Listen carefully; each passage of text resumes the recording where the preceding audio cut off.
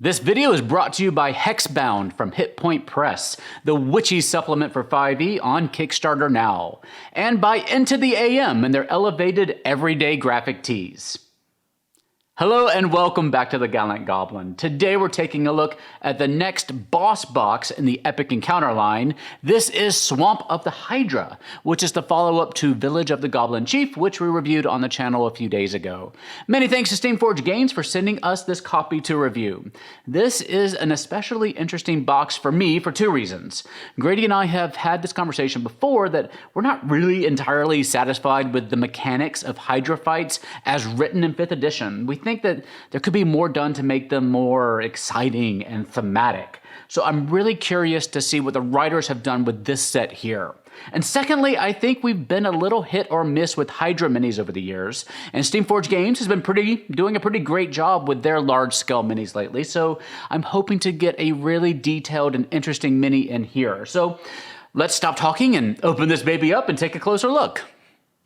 Inside the box, we have our encounter and rulebook, a double-sided map, a series of tokens to use during gameplay, and, of course, our Hydra mini. The unpainted Hydra mini is on a black gargantuan 4x4-inch base and has a whopping 7 heads, which are not removable. He's standing on a log and appears to have a few vines wrapped around his body and leg, giving some indication of the influence he has over his swampy surroundings.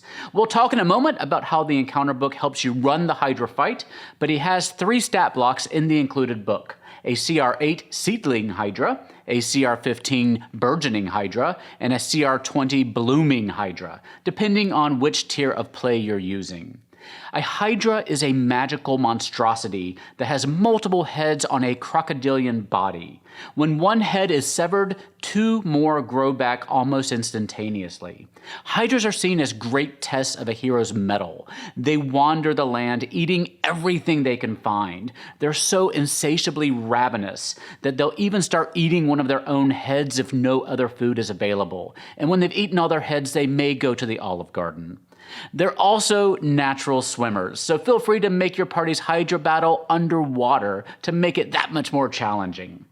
Let's compare the mini to our other Hydra minis, starting with the Polukranos World Eater from WizKids and the Mythic Odysseys of Theros Adventure. As you can see, they're pretty similar in size. Our Epic Encounter mini has a bit more armor and some bony outgrowths, making him look a little bit more monstrous maybe. He also has those 2 extra heads. They're both on gargantuan-sized 4-inch bases. And here he is next to the Pathfinder Battles Jungle of Despair Hydra. Now, Pathfinder and D&D have different designs for the Hydra, with the Pathfinder one having a serpentine lower body rather than the one like a crocodile here. The Pathfinder Hydra also has removable heads that could be replaced with the included double heads that made it quite a fun mini, but at least with my mini, the heads tended to break off very easily in the necks, which left one of the necks of my mini unusable. There is also an unpainted version of the Pathfinder Hydra in the WizKids Deep Cuts line. Here they are all together so you can get a better sense of their relative sizes. And in case you're curious, as one of our commenters was in the Goblin video, here are all 3 Epic Encounter bosses together: the Red Dragon, the Hydra, and the Frost Giant. And their sizes compared to your standard PC minis. And maybe it's just me, but I like to see the way things look on the bookshelf. So here's all 6 Epic Encounter boxes together so you can imagine them in your game room or den. Next, we have our map, which is double-sided and weighs in at 16 by 23 inches. It's printed on nice folded paper stock. Each side features a slightly different take on a forest clearing or bog. The artwork is quite colorful with ferns, fallen autumn leaves, mushrooms, flowers, and subtle piles of bones. If you don't have a nice outdoor map for encounters already, you could certainly use this one over and over again in many adventures, as there isn't much specifically tying it to a Hydra fight or a particular encounter. You could have the flowers have a different effect each time you use the map to keep your players on their toes. Next, we have a series of tokens, which is standard from these boss boxes from Steamforged. This one includes 6 Bloodwood Goblins wielding scimitars and 6 with short bows, very useful if you didn't buy the associated minion box, Village of the Goblin Chief. There's also a large-size 2x2-inch circular token representing poison gas, 6 icons representing unstable turf, and 1 Hydra counter that's not actually mentioned in the book unless I missed it somewhere. So I reached out to Steamforged and they said that you can use it to keep track of the number of heads that the Hydra currently has. It goes from 1 to 20, so you can also use it to track how much damage the Hydra has taken, as it will lose a head if it takes 25 damage in a single turn. It's not an ideal counter for that, but those are 2 numbers that you do need to keep track of during a Hydra fight. Now let's talk about what the 29-page book has to offer. If you've seen our reviews of the Red Dragon and the Frost Giant Epic Encounter boxes, this one's very similar. The book details everything you need to know to run a great boss fight, including how to set the story up and provide character motivation, how to make the terrain a big part of the story, how to react depending on the actions of your players, and how to make the actual battle feel cinematic and climactic. And as always, the lessons it imparts, and even some of the mechanics, are things that you can learn and incorporate into your own boss battles. Now, you can either continue the story from the Village of the Goblin Chief box, or run this one independently, and various plot hooks are given to help you either craft your own one-shot story about the Hydra, or tie this boss battle into your ongoing campaign. Perhaps a very important NPC in your adventure is dying, and only the restorative blood or hide of a Hydra can save them. Or maybe the river that is the lifeblood of a town has suddenly become poisonous, and it's up to the brave adventuring party to investigate why. You get 6 different plot hooks like that, plus you get a page of lore that your players can learn by investigating or researching their prey before confronting it. It's important for the more contemplative characters to be able to contribute in a meaningful way too. Now, the main part of the book is how to run the encounter itself. And of course, each encounter has a lot of moving parts. We start with the lair. The book describes it in a narrative and gives you a lot of special details your players may notice if they investigate certain areas closely, including hints about upcoming dangers and maybe some strategic opportunities. And it describes how the Hydra moves around the lair and takes advantage of its various features. You also get a series of environmental complications that you can add to your encounter to make it even more intense, such as unstable portions of the bog where the characters can get stuck, a strong wind that can knock ranged weapons off course, and a magical corruptive aura given off by the Hydra that can warp and destroy weapons, plus several more. And the book goes over the various locations of the included map to describe narratively and mechanically how to use those map features like the piles of bones and the flowers. Next, it tells you how the Hydra reacts to certain player strategies, like a direct assault, a stealthy approach, or trying to surround it and attack at range. You also get a page of special Hydra actions and layer actions that it can use.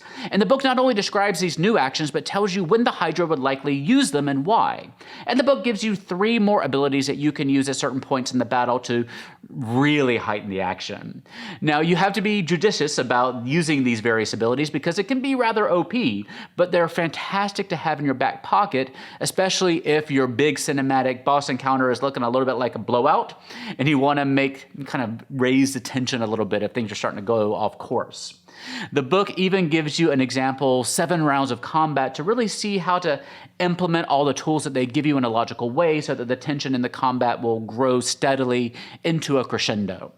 Finally, you get a little loot chart and stat blocks for the goblin minions and the tier 1, tier 2, and tier 3 Hydra that I talked about before. Now, the word I come back to again and again in these epic encounter boxes is cinematic. Ideally, your big boss battles will feel epic and keep your players on the edge of their seats.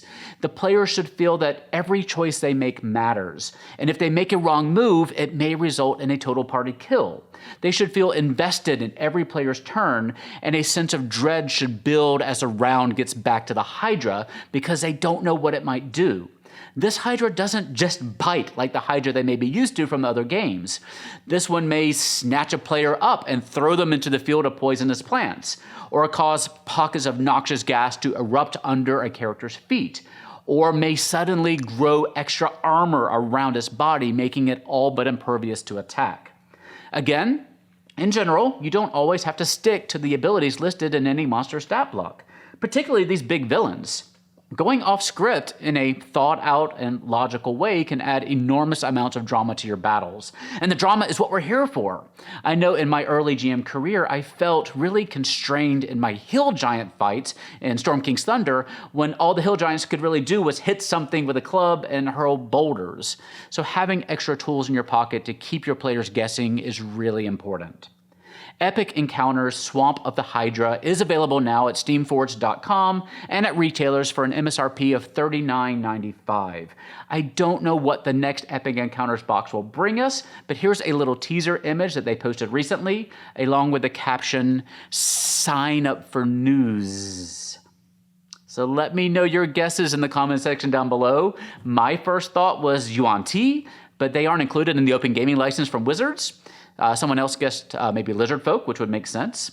So we'll let you know as soon as we know. So be sure to follow us on Discord using the link in the description below, or over on Twitter, Facebook, and Instagram, and let me know your guesses down in the comments section. We want to thank our sponsors for this video. First, our new sponsor, Into the AM. If you've noticed me wearing some nice graphic tees lately, that's because of Into the AM, maker of fine apparel like the snazzy t-shirt that I'm wearing right here. If you like big graphic tees, they have you covered. But they also have hoodies and jackets, sweatshirts, and undies. And as you probably know from watching the channel, I have a lot of graphic tees. And I wouldn't say it if it weren't true, but these are probably the softest and best fitting ones I have.